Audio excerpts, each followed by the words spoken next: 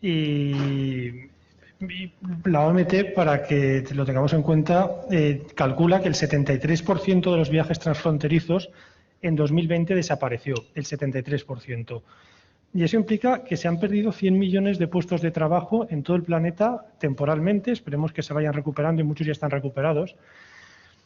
Y, por ejemplo, en España, el 85% de los empleos que estuvieron en ERTE en el peor momento ya se han recuperado. Aún así, la mitad de los empleos de todos esos ERTEs correspondían a sectores ligados al turismo. Y eso es un impacto enorme. Al final, el turismo ha estado en el centro de toda la crisis y es el sector al que más ha afectado. Pero también es un sector que tiene capacidad de sobra para salir adelante. ¿Se oye? Sí. Entonces, los viajeros internacionales ya están, por ejemplo, en Europa recuperándose. Es el continente que antes está recuperando el tráfico internacional intercontinental, y hay otras partes en las que ahora mismo pues no está sucediendo así, como pasa con Asia. En Estados Unidos esta semana ya anunciaron el cierre, la apertura de las fronteras, que habían estado cerrados para cualquier viaje que no fuera imprescindible, y con eso pues también puede ser una recuperación de parte del negocio que hace falta. Al final, el sector turístico está compuesto por varias actividades que, desde un punto de vista financiero, tienen ciertas debilidades. Por ejemplo, el sector aéreo, aunque luego Francisco yo creo que lo conoce muchísimo mejor que yo y lo sabrá explicar muy bien, pues es un sector que tiene dificultades ya de normal para obtener beneficios y para tener un margen de financiero equilibrado, aunque muchas veces cuando pensamos en el sector aéreo imaginamos como compañías muy fuertes. Lo cierto es que tiene mucho mérito llevar a beneficios a una compañía aérea. Y bueno, ahora mismo la capacidad aérea de Valencia se ha reducido un 56%, que es en línea con lo que ha pasado en España. En el norte de Europa, por ejemplo, ha sido mayor, hay un 70% menos de capacidad. Pero también vemos que el tráfico aéreo, que para Valencia es fundamental, porque al contrario de lo que puede pasar a otros destinos, por ejemplo, el centro de Europa, todo nuestro turismo, toda nuestra demanda internacional viene por el aeropuerto. Y para este invierno hay 2 millones de plazas, o sea, podría haber millones de plazas en el aeropuerto, que es lo mismo que teníamos antes de la pandemia. Habrá que ver las compañías si van cerrando, o sea, si van materializando esa capacidad o no, porque se está haciendo, las decisiones se están tomando muy a último momento, ¿no? Y lo mismo pasa con las actividades empresariales dentro de la ciudad. Ahora mismo hay abiertos, según el INE, 166 hoteles en Valencia. Es una cifra incluso superior a la que había en 2019, y eso es porque durante la pandemia se han ido abriendo más hoteles que ya estaban planificados de antes. Son hoteles pequeños, boutique en el centro, y eso hace que haya más hoteles. Sin embargo, el número de habitaciones se ha reducido porque precisamente algunos de los hoteles que todavía no han abierto son hoteles grandes de las afueras. Y luego veremos este cambio de tendencia. No es solo una cuestión de la crisis actual, sino un cambio de tendencia de lo que es Valencia como destino. Y antes yo creo que lo ha dicho mi presidente Emiliano y Tony, la ocupación en agosto ha sido un 87%, que fue la misma que en 2019, que se consideró un año muy, muy bueno, fue un año récord. Y especialmente ha sido buena los fines de semana. El fin de semana incluso ha crecido frente a 2 años. Y eso es porque el turista de ocio está tirando para arriba del carro, ¿no? Frente al turismo, frente al turista de negocios. Y al final los empleados, por ejemplo, en alojamiento, ahora mismo hay 2.000 empleados frente a los 2.500 que había hace 2 años, en verano 2019. Y eso significa pues, que el 80% del empleo ya se ha recuperado. Y lo cual es, viendo la crisis que hay, que fuera capaz de recuperarse tan rápido en torno al verano, habla mucho de la flexibilidad del sector y de las ganas de reabrir y de volver a tener actividad. Creo que no voy a decir mucho más porque tengo ganas de escuchar a Francisco y a Carlos. Perfecto, pues muchas gracias, Ricardo. Pues efectivamente vamos a ver si han llegado por el aire. Básicamente vamos a ver cuál ha sido el efecto. Han llegado pocos. Para hacernos una idea clara de la magnitud, bueno, todos hemos visto, el impacto ha sido brutal, todos lo sabemos, y además ha alcanzado a múltiples sectores de la sociedad, ¿no? En el caso de las compañías aéreas, que como muy bien dice Ricardo, viven con unos márgenes muy pequeños, pero tienen unos gastos fijos muy elevados, porque tienen que estar pagando básicamente, sobre todo el alquiler de aviones, estén volando y, por lo tanto, facturando o estén parados, en cuyo caso, además, estando parados, tienes que estar pagando el aparcamiento. Bueno, pues en el caso de las compañías aéreas, digo, ha sido brutal. Estaba viendo que los datos de IATA, que es la institución aeronáutica mundial, ¿vale? Decía que el 75,6% de la demanda cayó en 2020, en mundial. En el caso de la Unión Europea, bueno, de Europa en general, cayó un 73,7%. Más o menos estaban en línea. En el primer semestre de este año 21, la caída mundial fue del 66,7%, es decir, hubo una notable recuperación. En el caso de Europa, un 78,1%, es decir, continuó cayendo. Vale. Probablemente tenga mucho que ver en esto la recuperación, que está siendo bastante desigual y que en países asiáticos ha sido más rápida también porque les impactó antes. Eso en el caso de las aerolíneas en general. En el caso de las aerolíneas españolas, o más concretamente en el caso de la nuestra, que es del que puedo hablar con más conocimiento, nosotros llegamos a esta crisis del COVID con una situación bastante saneada. Llevamos 5 años continuos de beneficios y una caja de 45,6 millones de euros en diciembre de 2019. La compañía, además, ha tenido una progresión, ha ido cada vez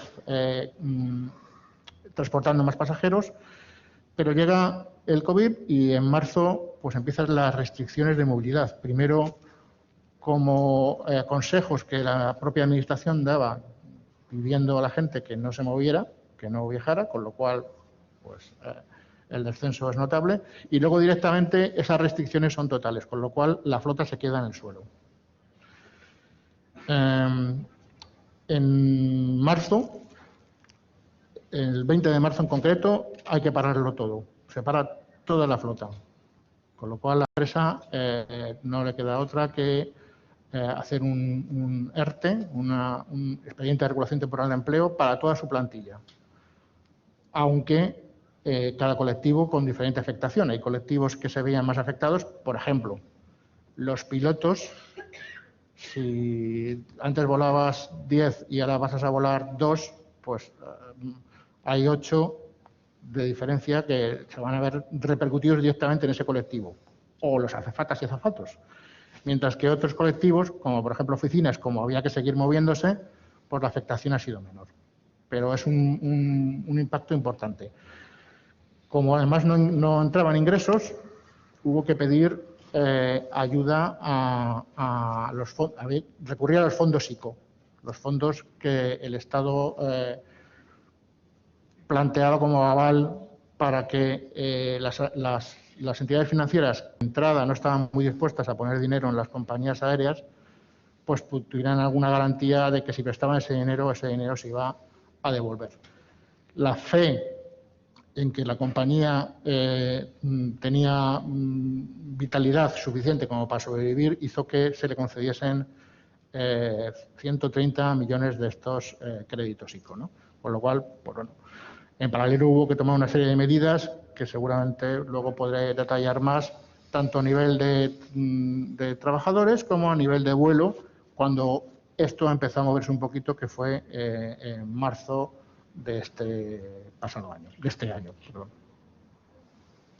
Muy bien, pues gracias, Francisco. Y vamos con la última intervención en esta primera ronda, a cargo de Carlos Boga, cuando quieras. En primer lugar, buenos días a todos. Me gustaría pues, agradecer a la Universidad de Valencia y en concreto a la Facultad de Economía al habernos invitado y acogido en el día de hoy, también a la Fundación Visit Valencia, a la Generalitat y al Ayuntamiento que han sido partícipes de este evento que tenemos hoy aquí en la universidad. Yo la verdad que bueno, tengo la suerte y digo suerte porque para mí es un privilegio, de participar como colaborador en el máster de turismo de esta universidad. Y bueno, me ayuda a mantener un contacto estrecho pues, con los estudiantes al menos, quiero decir, no pierdo ese contacto con el mundo universitario y la verdad que me gusta y me enriquece. Nosotros, bueno, somos una compañía pequeña, Hoteles Santos. Tenemos un total de 13 hoteles repartidos por el territorio español y de muy diferentes características. Hay unos hoteles urbanos, otros vacacionales, tenemos hoteles en montaña, tenemos hoteles en playa. Con lo cual, pues hemos conocido muy bien el impacto de esta crisis, de esta pandemia, en los diferentes destinos y tipologías de hotel, ¿no? Realmente yo no soy muy de hablar del pasado, aquí estamos hablando del pasado, pero es un pasado del que vamos, o por lo menos nos tiene que servir para aprender, ¿no? Hemos tenido resultados muy dispares, afortunadamente, y al igual que le pasaba a Air Nostrum, pues nos pilló en una situación bastante saneada a nivel compañía cuando vino el cierre. Además de eso, pues bueno, se ampliaron líneas de crédito pensando que podrían ser necesarias para mantenernos a flote, siempre con la incógnita de no saber cuándo esto se iba a terminar. Además de eso, pues la compañía tomó una decisión valiente, que fue abrir todos los hoteles en cuanto se pudo. Es decir, teníamos hoteles ya en Madrid abiertos en mayo del 2020 y el resto de hoteles los terminamos de abrir en junio del 2020. Con lo cual, fue una decisión valiente. Algunos nos tachaban un poco de locos por abrir todos los hoteles cuando la situación en esos momentos no era la más adecuada en el mercado.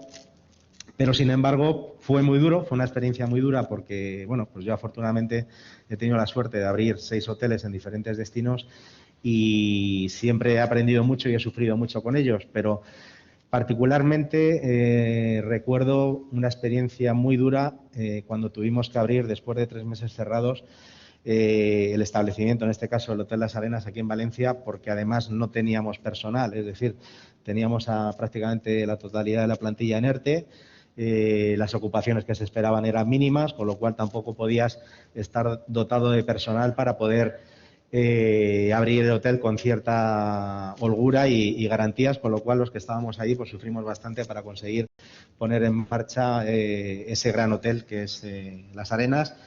Finalmente lo conseguimos y lo bueno que hemos tenido, que al estar desde el primer momento abiertos, pues estábamos bien posicionados comercialmente para cuando ha llegado el momento de la reactivación, ¿no? Entonces, pues eso nos ha ayudado muchísimo en todos los hoteles a estar en primera línea y desde luego destacando con ocupaciones y rentabilidad, ¿no?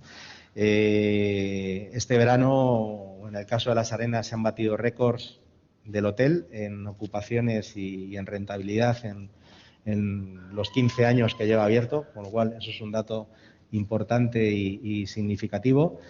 Antes hablaba Ricardo del turismo de ocio y efectivamente el turismo de ocio es el que ha tirado del carro durante todos estos meses, pero afortunadamente está despertando el turismo empresarial, el turismo de empresa, el turismo MICE, que es el de Meeting, Conventions and Incentives, que es lo que el Convention Bureau dentro de la organización de Visit Valencia se encarga y del que yo orgullosamente presido. Y realmente pues hay muchísima dinamización ya otra vez de las convenciones presenciales, de las reuniones presenciales, de presentaciones de productos, presentaciones de vehículos y la verdad que eso te da pues mucha carga de baterías para afrontar el futuro con optimismo, ¿no? La hotelería, como os decía antes, la recuperación ha sido muy dispar. Han sufrido muchísimo los destinos urbanos, sobre todo los de grandes ciudades, porque las ciudades se quedaron totalmente paralizadas a nivel de todo tipo de ferias, de reuniones, eventos deportivos, conciertos. Entonces, al no tener actividad en las ciudades, pues difícilmente podía desplazarse a una ciudad, a un Madrid, a un Barcelona. De hecho, los hoteles donde más hemos sufrido y todavía seguimos sufriendo son en Madrid y en Barcelona, pero sí empieza la cosa a subir y a tirar para arriba, con lo cual pues son buenos indicadores.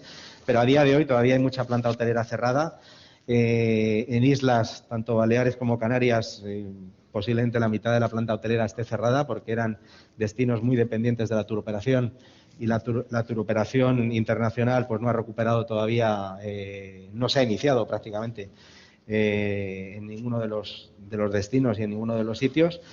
Y los hoteles que tenemos a nivel vacacional pues son hoteles que han estado funcionando extraordinariamente bien este verano, pues hablando de destinos como Mallorca, Santander, Málaga, propio Valencia.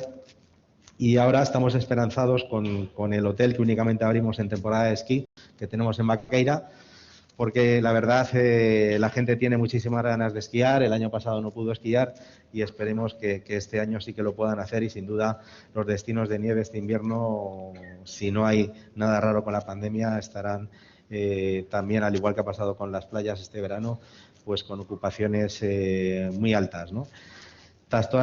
Todas las caídas que hemos tenido de RevPAR, de rentabilidad y luego, bueno, como nota negativa, pues que hemos seguido pagando impuestos y cada vez más altos. Lejos de ayudarnos en ese sentido la Administración, pues más bien nos ha penalizado porque hemos tenido que pagar más impuestos de IBI, el impuesto de actividades económicas también igualmente.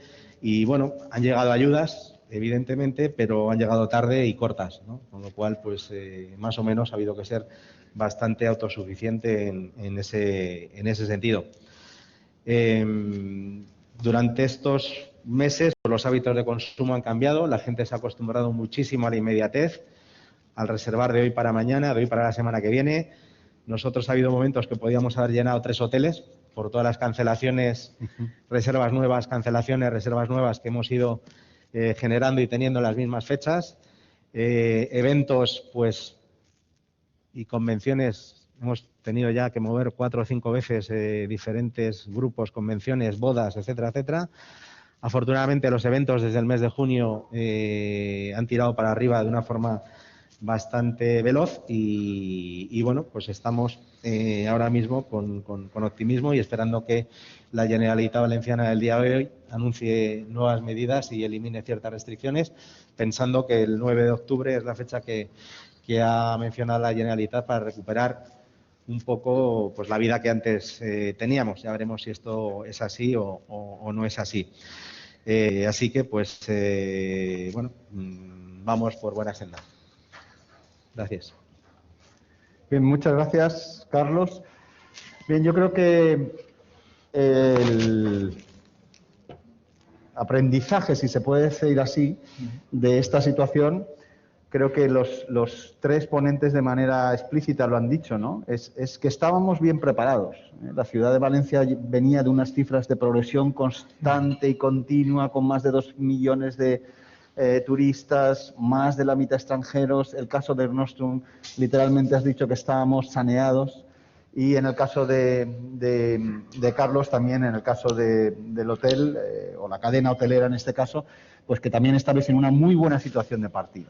Yo creo que ese es un mensaje muy bueno, porque cualquier día pueden haber, como a veces enseñamos, ¿no?, elementos del entorno que nos cambian. Y eso es el típico tema que normalmente no le damos más importancia porque los entornos son más bien estables. Bueno, esto nos ha demostrado que el entorno también cambia y que a veces cambia de la manera más rápida y más insospechada posible. Pero si alguien tiene bien preparado su negocio, su actividad y sus estrategias, pues seguramente puede amortiguar mucho mejor.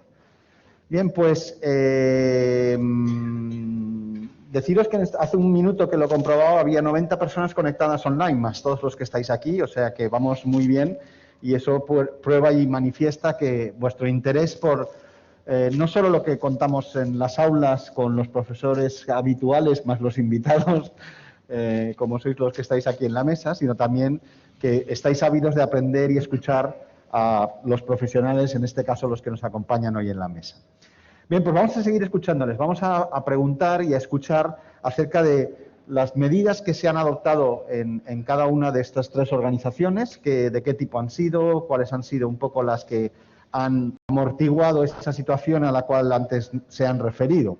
Así que en este caso empezaremos por Paco, por Francisco, y seguiremos con Carlos y luego pasaremos a Ricardo. Cuando quieras. Muy bien. Pues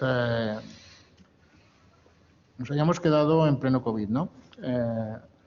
Cuando la compañía se encuentra que tiene un montón de aviones parados, empieza a tener que tomar decisiones muy rápidas. La primera de ellas es destinar más aviones al mantenimiento. Es decir, los aviones, las compañías aéreas tienen un mantenimiento continuo de sus aeronaves, pero en función de la edad y del número de millas de distancia que recorran estas aeronaves, pues tienen unas revisiones periódicas que son más o menos largas en función de esa duración del tiempo de vida de la aeronave y de los kilómetros que haya recorrido. Entonces, lo que se hizo fue, puesto que estaban paradas casi todas, pues dedicarse a ponerlas a punto. Entonces, los compañeros del servicio de mantenimiento, pues lejos de tener menos trabajo, o ninguno, como los pilotos, pues tuvieron múltiple trabajo, ¿no? Y tuvieron que preparar las aeronaves para cuando por fin se pudiese volar, ¿no?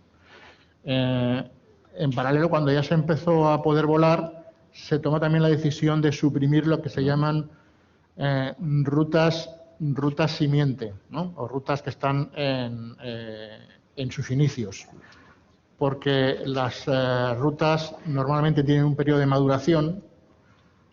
Los primeros meses, incluso años, a lo mejor de estas rutas, son rutas deficitarias, pero luego ya la gente se va incorporando, la gente se va enterando de que tiene rutas y va ya programando sus viajes, ¿no? Esto, en el caso de Valencia, no es tan notable, porque aquí estamos muy acostumbrados a tener rutas a casi todos los puntos de la geografía española e internacional, pero en el caso de otras ciudades donde el nuestro no opera con mucha frecuencia, como puede ser Burgos, León, Melilla, pues es muy distinto, ¿no? Entonces esas rutas, ahí sí que hay ese periodo de maduración. Entonces se decidió que esas rutas que estaban en periodo de maduración se suspendían y nos centrábamos en las rutas que ya estaban más maduras, que son las rutas que todavía podían ofrecer algo de dinero.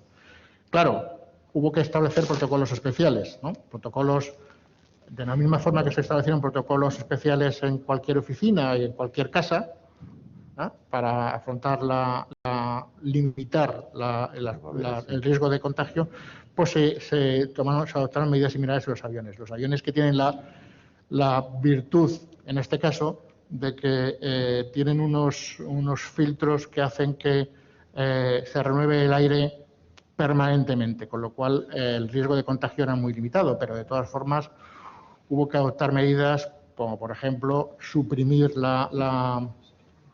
el servicio de a bordo, es decir, no se daban comidas, ¿no? Se suprimía incluso la entrega de revistas por aquello de no estar tocando, ¿no? Esa superficie. Sobre todo, recordad que inicialmente parecía que el mayor riesgo de contagio estaba en el contacto. Luego se ha visto que no era tal, sino que era por el aire, ¿no? Pero en principio se extremaron las precauciones con todo lo que fuera el contacto, ¿no? Lo cual obligó a que las limpiezas fueran mucho más intensivas y que no solamente las limpiezas eran intensivas, sino que se hacían con unos productos especiales que pudiesen eliminar la posible propagación del coronavirus. Además, se impuso el teletrabajo, como en casi todos los sitios. En el caso de una compañía aérea, es obvio que hay determinados trabajos que no se pueden hacer teletrabajando. Por ejemplo, ni pilotos, ni azafatos, ni qué sé yo, ni la gente de mantenimiento, los mecánicos, pueden teletrabajar. Pero el grueso de los compañeros que están en oficinas o que se ocupan de otras labores, pues sí.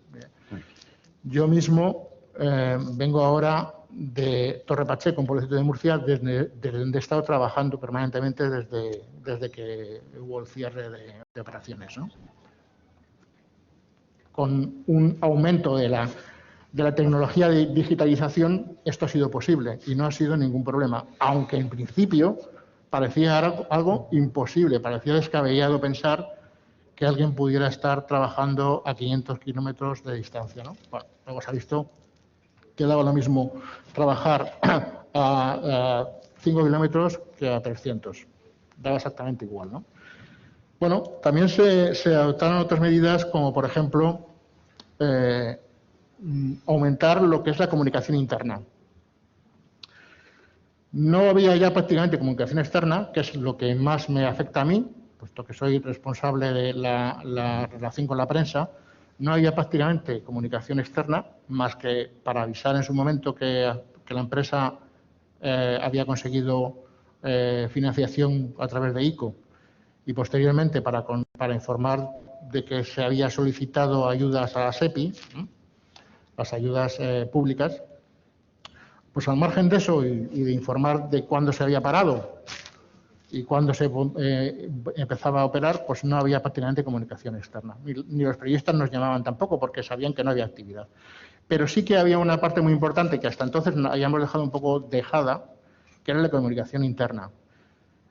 Y eso se aumentó considerablemente. De hecho, implicamos directamente al presidente de la compañía, Carlos Bertomeu, y desde marzo hasta diciembre, hasta noviembre de 2020, emitió 7 cartas explicando la situación a los trabajadores. Pasaban unas cuantas semanas, había algún cambio sobre la situación y entonces él escribía una carta que hacía llegar a todos los trabajadores explicando cuál era la situación, ¿no? Desde el punto de vista de comunicación externa era un poco arriesgado porque si tú pasas una información a tus trabajadores es muy probable que no se quede ahí y que llegue fuera de ese ámbito, ¿no? Entonces nos daba un poco de miedo los de comunicación que eso pudiese ser mal interpretado cuando llegara a la prensa, pero no fue así. Todo el mundo entendió que las medidas que se estaban adoptando eran las medidas que tocaba y que no había mucho más margen. Con lo cual, pues fue otra de las cosas que se decidió cometer, ¿no? Y luego una cosa muy importante fue el acostumbrarse a trabajar con la incertidumbre. Que no deja, que es vamos a ver, que es aprender a palos, también os digo. Recuerdo que, por ejemplo, teníamos ya programados vuelos, parecía que la cosa se estaba animando y entonces dijimos, bueno, pues vamos, en cuanto que veamos ocasión, vamos a apostar por poner los vuelos en marcha. Parecía que la cosa se estaba animando y pusimos vuelos a Baleares. Llegó una nueva ola y hubo que cancelar esos vuelos en su mayor parte porque si la gente no dejaban entrar en Baleares o le exigían determinadas condiciones, pues se hundía esa demanda y pues hubo que reprogramar esos vuelos. Poco después, Lleida, recuerdo perfectamente, Lleida, incluso hice la nota de prensa, mandamos la nota de prensa, vuelos tal, nueva ola, nueva parada. Pero bueno, es verdad que es aprender a palos, pero sí que te da flexibilidad.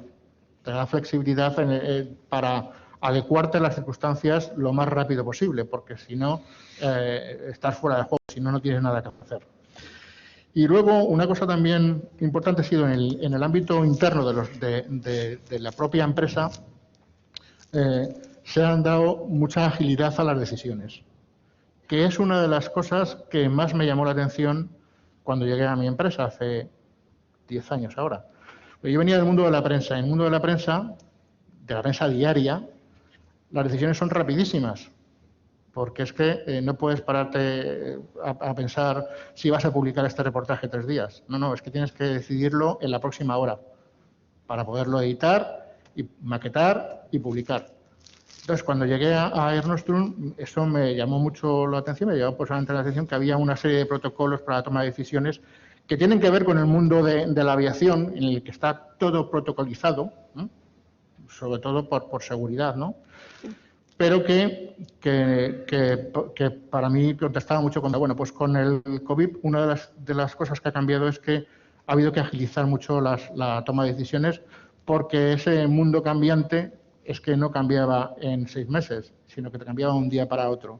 una decisión del Consejo de Ministros hacía que te tuvieras que replantear forzosamente toda tu programación. Bueno, pues, y eso requería no solamente decir, bueno, pues dejamos parados estos aviones, sino eso tenía repercusiones sobre recursos humanos, sobre financieros, en fin. Y bueno, parece que, como ya digo, es aprender a palos, pero al final hemos aprendido a que hay que estar preparado para cualquier circunstancia, trabajar con varios escenarios y tomar decisiones rápidas. Yo creo que... Muy bien, pues muchas gracias. Paco, pasamos a continuación la palabra a Carlos para que nos cuente desde el punto de vista de la acomodación cuáles han sido las medidas más importantes. En el caso de la hotelería, yo creo que es evidente que tampoco puede trabajar, pues tenemos que estar recibiendo y atendiendo a nuestros clientes. Pero sobre todo lo que ha privado por encima de todo y lo que se ha querido transmitir tanto al cliente como a los empleados es la seguridad y la higiene, ¿no? Esto ha hecho que hayamos apostado desde el primer momento por certificar todos nuestros procesos. Hemos conseguido 4 sellos nacionales e internacionales que certifican que nuestros procesos son los adecuados para poder llevar y convivir con el COVID.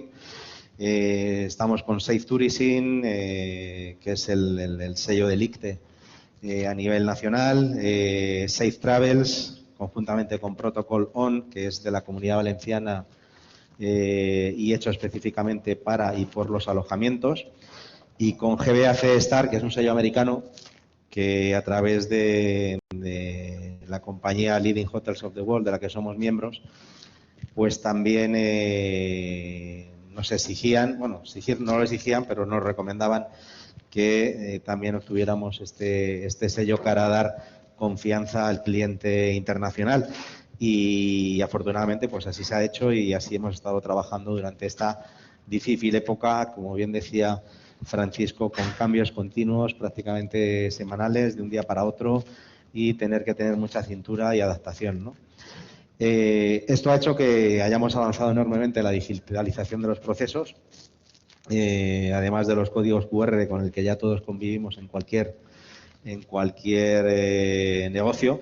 El tema de pre-check-in, páginas web mucho más dinámicas y activas para poder facilitar toda esa serie de cambios que se están produciendo continuamente, la información al cliente y sobre todo, bueno, también centrado en avanzar en sostenibilidad y facilitar todo tipo de cambios rápidos de la información, ¿no?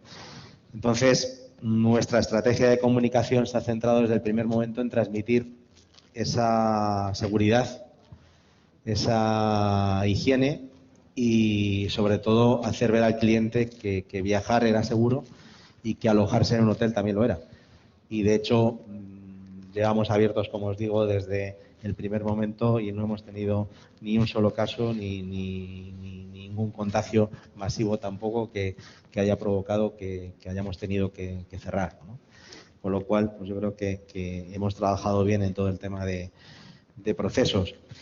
Hay cosas que han llegado para quedarse. El tema de eventos híbridos como tenemos hoy, pues se quedará, evidentemente, pero jamás se van a sustituir los eventos presenciales por eventos híbridos porque la presencialidad sigue siendo el eje de los negocios en muchos de los casos y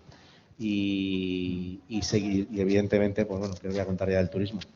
O sea, puedes hacer turismo virtual por Google Earth, pero al final no hay nada como tocar el destino, como comerte unas gambas a la plancha y no verlas simplemente en una pantalla, ¿no? Con lo cual, pues bueno, ya os digo que básicamente la estrategia ha ido muy centrada en el tema de garantizar la seguridad y la higiene. Muy bien, pues muchas gracias y muy buenas noticias, que lo que decías, no hemos tenido ni un solo caso, eso es una fantástica noticia y motivo de orgullo. Pero aprovecho también otro de los comentarios que has hecho, que es los códigos QR. En este momento se está proyectando ese código QR y... sí, ahora lo quito. Pero es que hemos tenido una pequeña dificultad técnica. Entonces, como bien sabéis, tenéis que hacer la fotografía y rellenar ese cuestionario. Al coger el código QR, Por eso habréis visto que en algún momento estaban con los móviles y tal. No es que no querían atenderos, sino que necesariamente antes de que yo lo quitara tenían que rellenar ese cuestionario. O sea que sí, las nuevas tecnologías y la digitalización creo que ya nos inundan, rodean y al mismo tiempo en algunos casos nos facilitan, en este caso, para controlar los que efectivamente han asistido, tanto en sala como los que están en casa. Muy bien, pues ya procedo a quitar esta pantalla. Si por favor lo podéis desde control quitar. Y ya pasamos a escuchar a Ricardo acerca de lo que ha sucedido en el destino y cuáles han sido las principales medidas. Gracias. Pues bueno, al igual que han explicado Carlos y Francisco, la flexibilidad y la agilidad también para Valencia ha sido la clave. Cuando empezó la crisis, claro, nadie nos esperábamos que un año y medio después seguiríamos todavía como estamos ahora. Pensábamos que la salida iba a ser bastante más rápida y lo que no sabíamos era exactamente los plazos. Entonces hicimos un plan de reactivación que tenía una característica que era interesante en aquel momento.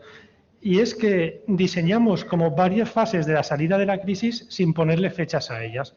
Y entonces, en función de cuál fuera a ser la normativa en cada momento, iríamos activando unas fases posteriores.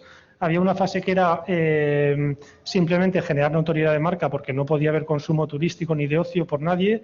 Luego otra parte era reactivar el turismo local. Luego otra parte el nacional con determinadas restricciones, el internacional. Y es un plan muy adecuado, pero nos encontramos también con una desventaja y es que al final la salida de la crisis no ha sido lineal. No solo es que nos conociéramos los plazos, sino que ha habido momentos buenos, luego volvíamos al malo. Ha sido un poco más difícil de lo que preveíamos al principio, sobre todo más largo. En todo caso, el plan de reactivación sí que puso de relieve una cosa y es que nosotros, cuando nos pilló la pandemia para Valencia, pensamos que nuestro reto ya no era tanto conseguir más volumen de turistas, que también, sino conseguir más calidad en el turismo, más gasto medio, más rentabilidad, más empleo de calidad. Ese veíamos el gran reto y ese era el gran reto y sigue siéndolo hoy. Solo que de momento había que volver a recuperar toda la demanda y todos los turistas que habíamos perdido en unas pocas semanas. Y para eso había que volver a trabajar con las aerolíneas, sobre todo con las aerolíneas internacionales, para que cuando pudieran reactivaran las conexiones y había que volver a crear toda la demanda que habíamos perdido, ¿no? Y hace una semana presentamos para las ayudas de Next Generation también para Valencia, antes lo ha explicado Emiliano, nuestro presidente, un plan de sostenibilidad que un poco lo que hace es acelerar y ir más allá en apuestas que ya teníamos, que es la sostenibilidad, la inteligencia, una marca más definida y más actualizada, trabajar a la demanda por segmentos turísticos más que como un todo y sobre todo trabajar muchísimo los programas de producto.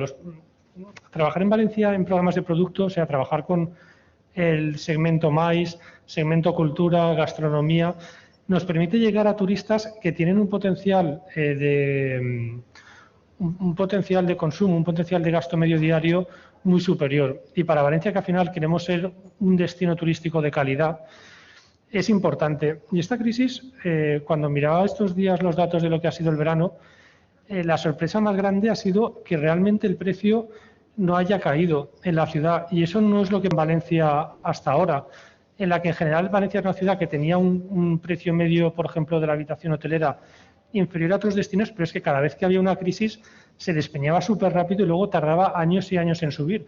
Las caídas y el comportamiento cíclico del precio era muy superior a nuestros competidores y de momento esta vez no ha sido así.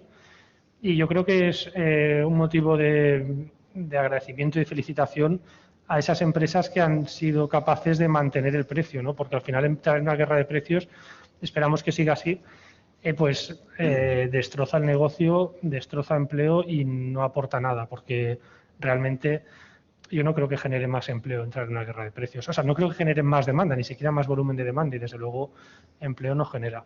Eso yo creo que es para mí la gran satisfacción de esta crisis. Bien, muchas gracias, Ricardo. La verdad es que me ha encantado escuchar ese último dato que has dicho, ¿no? De que en general el precio, supongo que ese precio medio, se ha mantenido, no ha bajado, porque eso es particularmente en el destino Valencia, yo creo que era uno de los riesgos que estaba ahí. Ya normalmente partíamos de unos precios en comparación con destinos, digamos, similares a nosotros, bastante bajos.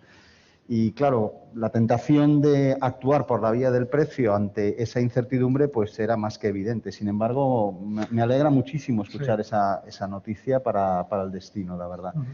Y luego has dicho otra cosa que me ha hecho reflexionar, porque es verdad, es decir, no sabíamos cuánto iba a durar esto. En otro tipo de experiencias de otra naturaleza, bueno, pues sí que había un horizonte temporal. Y aquí las olas, las sucesivas olas, la duración, era algo que no se podía prever. Cuando tú puedes prever cuánto va a tardar determinada incidencia, pues planificas en función de eso. Aquí, efectivamente, no sabíamos cuánto iba a durar. Ahora, afortunadamente, y toquemos todas las maderas que existan, pues ya parece que sí, que esta va a ser como la definitiva.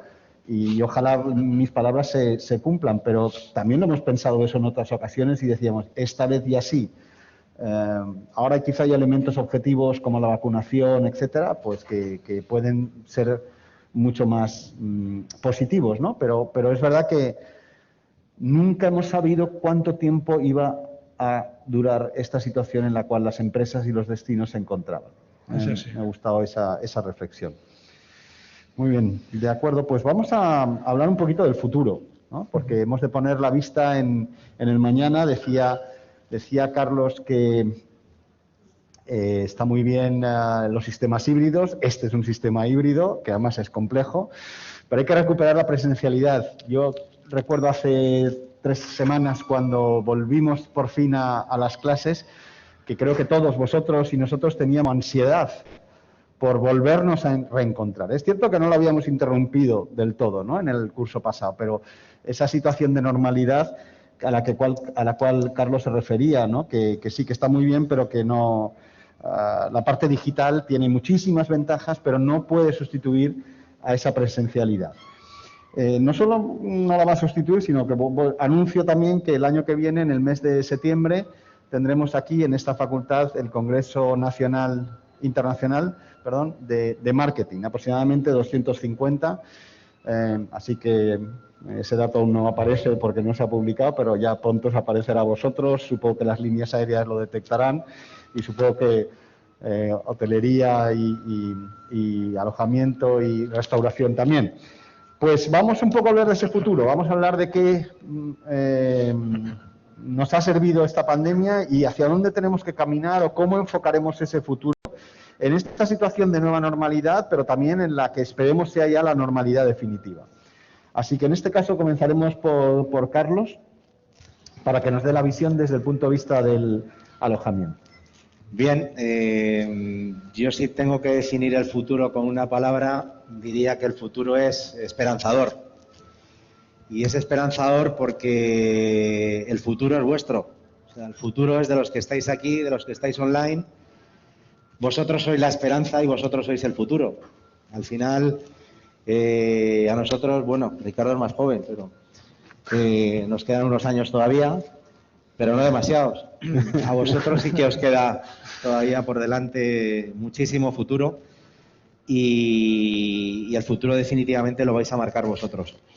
Lo bueno, el turismo va creciendo día a día, los eventos presenciales están volviendo, está habiendo muchísima demanda a corto, pero ya también a largo plazo. O sea, lo que estamos percibiendo y notando es que la demanda va increciendo también en el largo plazo, no ya solo en el corto, con lo cual esos son datos importantes a tener en cuenta. Definitivamente la situación es otra, la que estamos viviendo hoy en día, con respecto a la que hemos estado viviendo durante estos últimos meses, con lo cual eso hace que la palabra sea esperanza, ¿no? Retos que tiene el alojamiento por delante, pues yo creo que lo habréis leído en prensa, lo habréis leído en redes sociales. El sector de alojamiento, yo no sé el resto de sectores turísticos, pero el sector de alojamiento se está enfrentando a tremendos problemas para conseguir personal.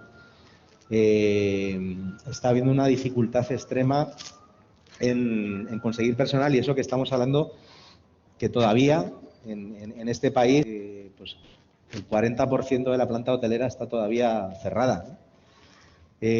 ¿Por qué se está produciendo esto? Bueno, yo creo que hay varios motivos y hay varias razones.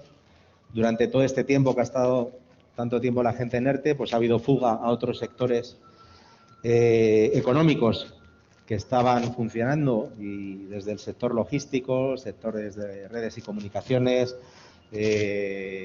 sector agroalimentario, pues al final todo eso ha absorbido muchísimo personal que antes estaba quizá en el sector alojativo, en el sector turístico, pero es algo que no está pasando solamente en España, es algo que está pasando ahora mismo en todo el mundo, y en Europa se está sufriendo mucho, en Alemania, se está sufriendo mucho en Inglaterra, se está sufriendo mucho en Francia, para conseguir personal para trabajar en los establecimientos hoteleros, ¿no? Es una realidad, con lo cual yo creo que dentro de los retos que tenemos es apostar por una formación profesionalizada y una formación personalizada. Yo creo que tenemos que ir hacia ahí y sobre todo, pues bueno, buscar apoyo tanto de las universidades, de los centros de formación profesional, y que se vuelva a reactivar un poco todo este sector que ha estado durante tanto tiempo parado, ¿no? Mis expectativas de recuperación para recuperar niveles prepandemia pues se sitúan en 2023 y en algunos sectores en 2024, ¿no? Eso está a la vuelta de la esquina. O sea, estamos ya finalizando el 2021, el 2022, si la pandemia nos lo permite, que espero que sí, pues va a ser un año de una recuperación sostenida, y ya a partir del 23 y 24 pues estaremos hablando de niveles prepandemia. Con lo cual, os animo a los que habéis pensado alguna vez vincular vuestra carrera al sector turístico, que no dejéis de hacerlo, que el futuro es prometedor y es excitante, de verdad. Así que, pues, gracias. Muy bien, pues muchas gracias, Carlos, con esos mensajes de ánimo al tiempo que de necesidad, de manera que creo que no se puede pedir más para aquellos que estáis en estos momentos en el grado de turismo, y administración de empresas o en el propio máster. Muy bien, pues seguimos en este caso con Ricardo, para que nos cuente cuáles son esas expectativas y ese futuro para los próximos años. Pues antes de nada, yo tengo que decir que tengo esperanza en que en eso Carlos se equivoque y podamos recuperar la normalidad un poco antes. Ojalá sea así, porque estaría bien, pero en todo caso lo que está claro es que ahora sí que hay una vuelta de muchos indicadores y, por ejemplo, o sea, en ese sentido España tiene una ventaja, y es que tenemos un porcentaje de la población vacunada muy fuerte. Hay más de un 70% ya está totalmente vacunada. Entre la población diana casi llega al 90% con una vacuna, y eso es una cifra que no lo ven el resto de los países, ni europeos ni del mundo. Y significa que España es ahora mismo uno de los países más seguros para viajar, donde puede viajar una persona y tener menos posibilidades de contagiarse. Y quizá por eso tenemos unas cifras ahora mismo de contagios muy inferiores a la que tienen la mayoría de países europeos, cuando no ha sido lo normal en otras fases de la crisis, ¿no? En todo caso, más allá de que se recupere la demanda habitual, lo que está claro es que esta crisis lo que sí que ha hecho es acelerar algunas tendencias que ya estaban. Y se habla mucho de digitalización y de sostenibilidad en la mesa, y es verdad, la digitalización, o sea, el sector turístico sigue siendo un sector básicamente presencial y no veo cómo podría dejar de serlo. Pero las compañías ahora operan con muchísima más digitalización, se le presta muchísima más atención, por ejemplo, al marketing online, aunque el sector turístico ya estaba muy presente, pero se ha reforzado esa atención, ¿no?, por hacer modelos de marketing online mucho más sofisticados, más eficaces, más centrados en el cliente y a la vez personalizando la oferta. Y eso, desde el punto de vista del empleo y de vuestro futuro, pues es muy relevante, porque ahí se abre todo un nicho de empleo y de empleos de calidad, de empleos donde se puede aportar muchísimo valor y donde se puede hacer carreras profesionales con mucho futuro. Y luego está también el tema de la sostenibilidad, y lo estamos viendo ahora con el precio de la electricidad, que de alguna forma está ligado a la sostenibilidad. Es un campo en el que se van a crear muchísimos puestos, bueno, se van a crear y ya se están creando muchos puestos de trabajo, tanto en la parte de calidad como en muchos aspectos. Y nosotros, desde luego, en Visit Valencia lo estamos trabajando mucho y tenemos muchos planes, porque es un campo que de momento interesa muchísimo a la demanda y en la que no puede suspender para ser competitivo y para ser un destino con valor añadido. Lo pide el cliente y, desde luego, se ve claramente en destinos que han apostado por la sostenibilidad en los años previos, que tienen un producto mucho más apetecible, más limpio, unas calles pues sin tanta contaminación. Todo eso influye mucho. Entonces, bueno, pues me quedo con estos dos campos un poco de futuro. Si algo ha servido la crisis para algo bueno, quizás sea para potenciar con mucha más fuerza estos dos campos.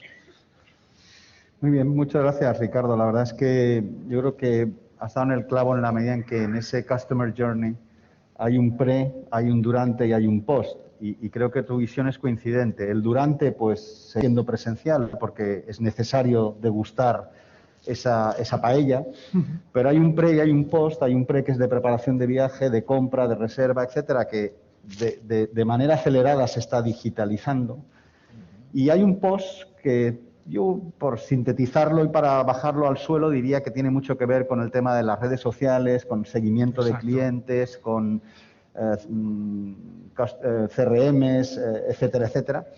Y creo que son los dos ejes que ayudarán, o que mejor dicho, la digitalización ayudará a que exploten, de verdad. Es así. En realidad, bueno, cuando yo estudiaba economía aquí hace ya muchos años, me acuerdo en la clase de política industrial que se daban algunos temas de turismo, que el profesor, que era García Reche, que ahora yo creo que no está de profesor, pero sigue jugando un papel en la política industrial, decía que el principal motivo por el que alguien visitaba un destino era porque se lo habían recomendado amigos y familiares.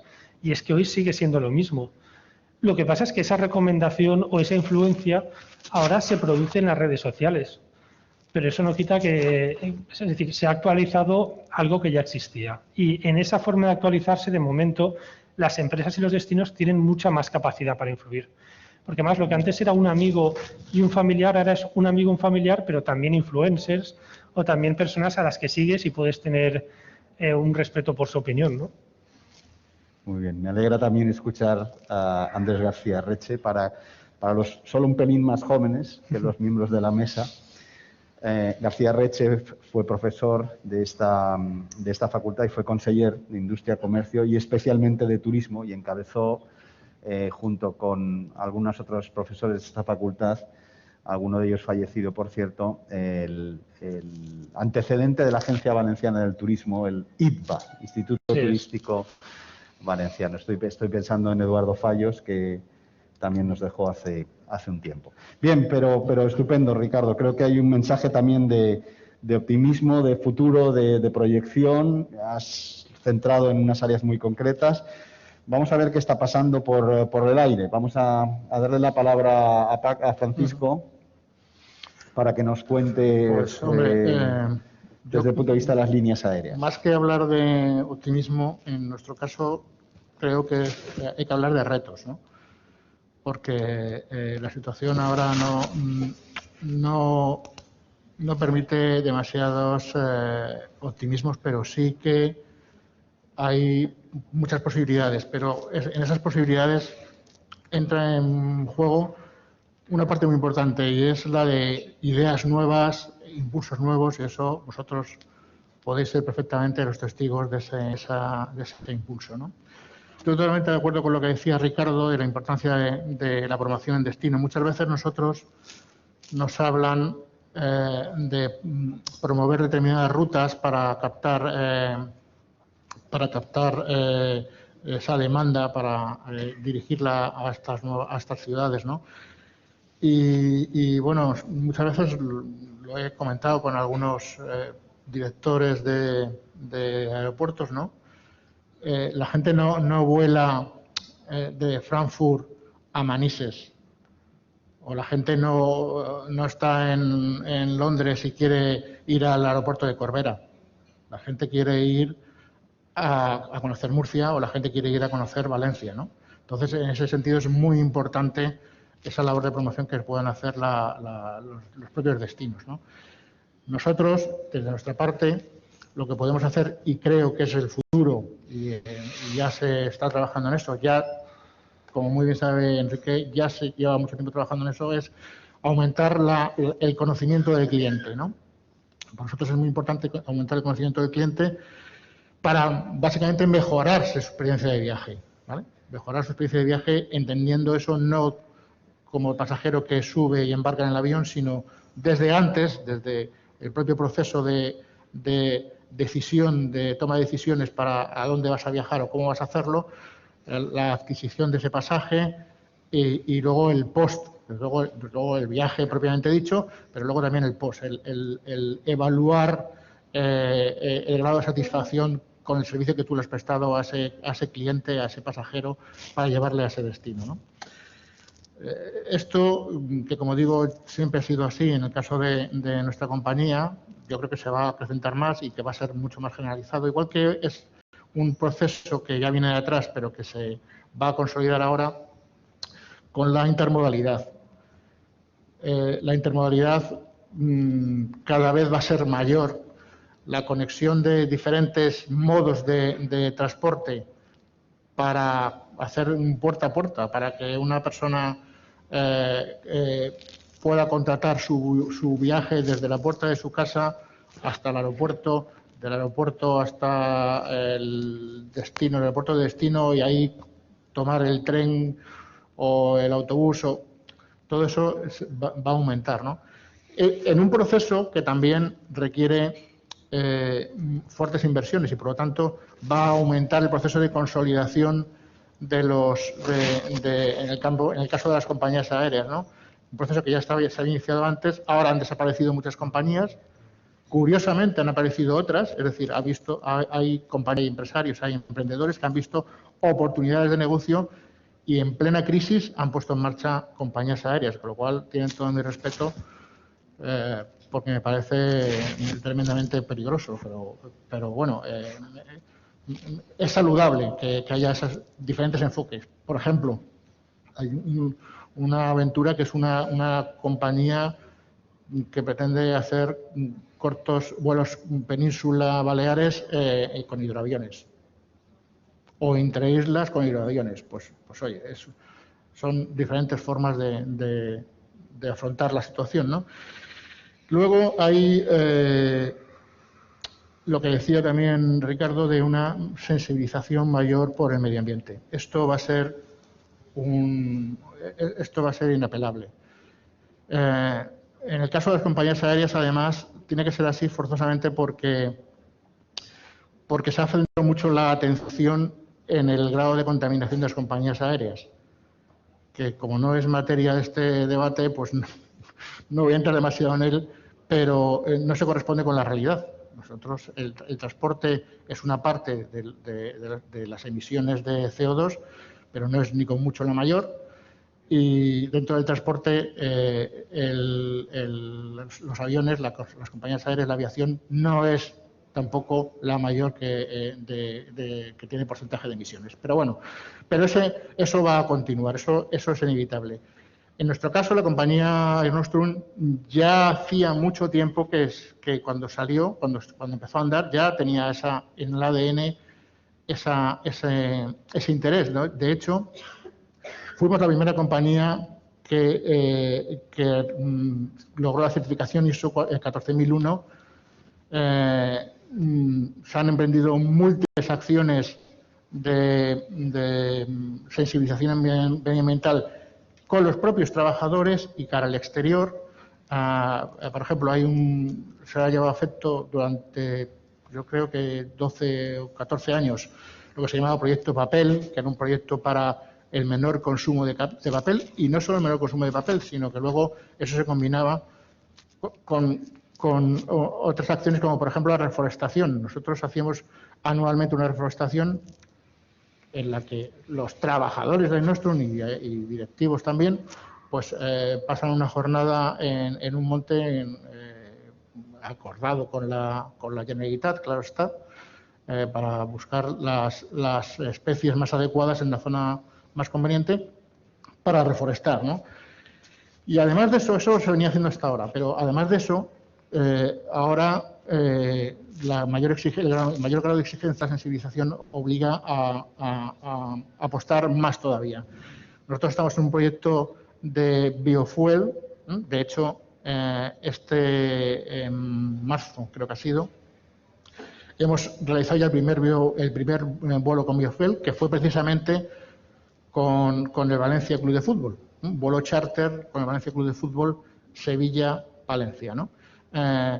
Estamos también en un proyecto que está bastante avanzado de hidrógeno, de combustión por hidrógeno. De hecho, ya se han adquirido, se ha adquirido el compromiso de compra de determinadas unidades para instalar en uno de nuestros modelos de aviones, de los ATR, que se moverían con esa energía a partir de que estuvieran certificados, claro está. Y estamos ahora también con un proyecto que es el avión eléctrico.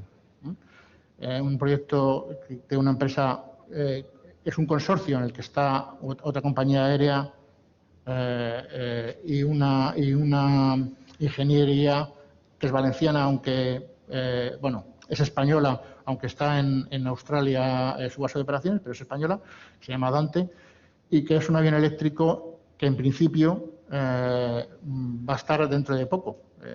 Quiero decir, el prototipo estará dentro de poco. Esto es no hacer un avión nuevo, sino reelectrificar un avión pequeño para ver si esto luego se puede trasladar a aviones de mayor capacidad, ¿no? Nosotros estamos ahí también con ellos y esperamos que en 2-3 años puedan tener la certificación ya para que se puedan empezar a hacer las primeras pruebas de este avión eléctrico. Muy bien, pues muchas gracias, Paco. Yo desde luego le deseo larga vida a nuestra, vuelvo a decir nuestra línea aérea, Air Nostrum, porque ha hecho las cosas bien desde hace muchos años. Bueno, no tanto porque es una compañía relativamente joven. Sí. Y desde luego tú hacías mención a que hay nuevas experiencias, bienvenidas todas, pero en la historia de la aviación hay una lista de fracasos, y no estoy hablando de las líneas de bandera, estoy hablando de líneas regionales que lo han intentado, pero bueno, unas han obtenido el éxito y otras no, y bueno, ahí quedan los logros y los hitos. Bien, pues ya hemos llegado al final. Yo quisiera acabar con dos cosas. La primera es daros las gracias, desde luego, no solo por aportar vuestro conocimiento, vuestras reflexiones, y que estoy seguro han sido muy útiles para todos nosotros, sino por habernos regalado lo más caro. Y lo más caro es el tiempo. Habéis dedicado el tiempo a la facultad, a los estudiantes, a todos los profesores que hemos participado. Y, por tanto, institucionalmente, muchísimas gracias, y personalmente mi agradecimiento. Gracias. Y luego quisiera dirigirme también con dos mensajes muy claros. Sabéis que los de marketing estamos guiados por la publicidad y nos gusta lo de los 20 segundos, ¿no? Entonces, los primeros 20 segundos son para deciros que algún día vosotros también seréis directivos en organizaciones público-privadas, en empresas de aviación, o en hoteles, o en otro tipo de tal. Acordaros que hay que volver aquí, hay que subirse, hay que contar, hay que compartir. 19,5. Y el último segundo es para pediros una cosa, y es que un gran aplauso para nuestros intervinientes de hoy.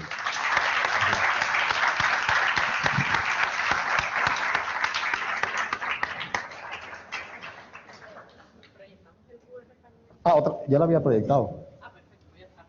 ¿Hay alguien que no lo haya podido, no haya tenido tiempo de...? Sí, pues si lo podemos volver a proyectar, por favor.